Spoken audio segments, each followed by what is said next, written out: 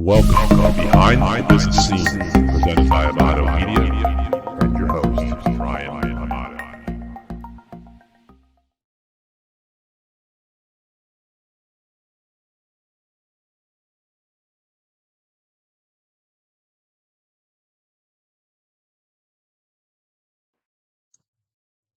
We want to talk today about estimates, the word estimate, and a word, I guess, we've made up called exactimate. So, an estimate is an estimate of what your project may cost you. It's not an actual price down to the penny of what it might cost you at the end of the project. So occasionally we have some clients who are upset about this. But even in my own life, when I have people come to my house, or just recently, I had one of our vehicles wrapped. I was given a rough price off the bat just by them taking a look at the car real quick. And when the car was done, or the truck was done, my price was higher. I didn't really question that. I knew in going in that things change as they're doing their work. There's more difficulty. They didn't know the total design beforehand, and that's just the way it is. With painting, what we do is give a virtual estimate or one over the phone when they're explaining the project. They send some pictures or some videos in. It's a rough idea of what the project may cost, um, and then we explain that potentially, if we come out, if we're within your budget, are you okay with the cost being higher than I'm telling you on the phone right now? Because invariably, there's going to be things that you see or can't see once the project begins that could increase the cost. And that's not something the contractor should have to bear. There could be it could be many different things. One great example is wall covering removal. When you want to take the wallpaper off your wall, there's just so many unforeseen conditions for a painter or for a contractor. There's no possible way to give an exact price for that. And if you try to give an exact price, either the customer's going to be unhappy or the painter's going to be unhappy. It's going to be either easy, super easy, or very hard. And we don't want anybody to lose money. We don't want to overcharge anybody. Typically, a project like that we're going to do hourly. But another great example is exterior painting. So if I'm taking a look at videos or pictures, that's all they are video and pictures. I can't see the condition of the surface. Even when I go out to the house, or as you as an estimator or a homeowner, we come out to your house, or you're even looking around. There's no way to see 40 feet up in the air, 32 feet up in the air, and nobody is going to do a 100% very detailed inspection of the home to be able to capture every little thing that goes into pricing a home. What happens? We start the project, we come out. If we run into something, we stop and we come and have a discussion. Usually, our project manager or our lead painter will have a discussion with the homeowner and explain. Typically, it's rotted wood where it needs to be either patched with an epoxy patch or it needs to be replaced by a carpenter. They're not things that are covered under the normal scope of a repaint. They're mostly impossible to see unless they're down at eye level and the estimator sees them. It could be an interior painting job where we've estimated the project, but you didn't know your color.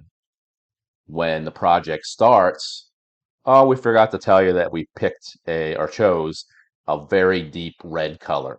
Now we know as painters, most likely it's not going to cover in two coats. Sometimes it takes three, sometimes it takes four.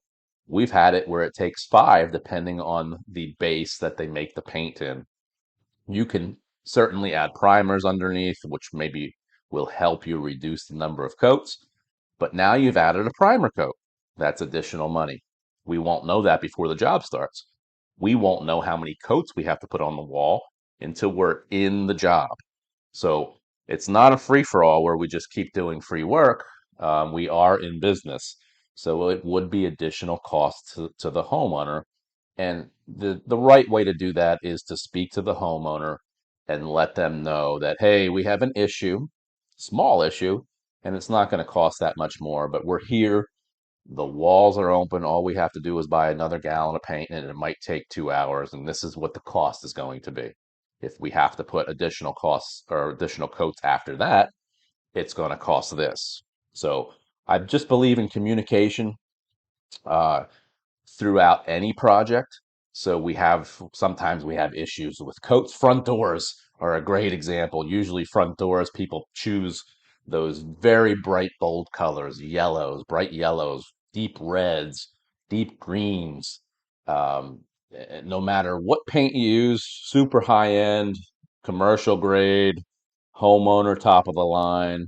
Uh, we don't know how many coats it's going to cover in. We hope to, and that's what we charge for, maybe more.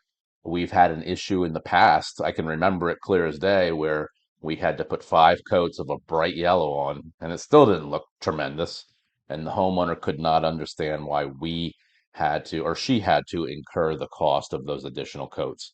Um, we just can't keep painting and painting and painting when it's a homeowner's issue because they've chosen a color that invariably usually has issues covering or hiding. So, and we don't know that at the time of the estimate. So it's hard for the estimator or the painting company or the contractor to know every little unforeseen issue that may pop up. When you're building an addition or a deck or you're renovating your bathroom, I know you understand that things pop up. They might get behind the wall and there might be an issue with the electrical work. There might be an issue with the piping. It's going to cost extra money. It should not be expected that the contractor is going to eat that price. So what we typically would recommend and what I do at my house is make sure when I have a price, an estimate, we have additional funds in case some things pop up. Um, like I said, it happens on exterior work a lot, happens on interior work with deep colors, or sometimes we do the estimate. We can do the estimate and we might not get to the work for a month or two, depending on how busy we are. Same with other contractors. And within that month or two, maybe somebody punched a hole in the wall, or maybe the dogs scratched the wall all up, or there's a lot more patching, or you had a water leak. These are things that we wouldn't have seen, obviously, because we haven't been there for 4 weeks or so. They would be additional work. So as long as you're okay with getting a virtual estimate, which is super easy and super quick, and we feel it's the best way to do it, we can give you an idea of some rough but close pricing on what a typical project like yours would cost, and you're okay and not going to be hurt when we come out and tell you, hey, it's going to be a little more than we actually figured. Sometimes it's a little less. I've had many instances where it's a little less. Um, as long as you're okay with that and you understand, we're not trying to flip it up on you and charge you extra money. That's not what our company is about. And I think if you knew us, or most reputable contractors, they're not out to just keep charging and charging and charging. That's not the idea. We want the customer to be happy and have a great experience. But at the same time, it is a business. We're providing a living for our workers to be able to take care of their families and have a nice life. We're not paying our workers $10 an hour. We want to pay them as much as possible and give a fair price on a job.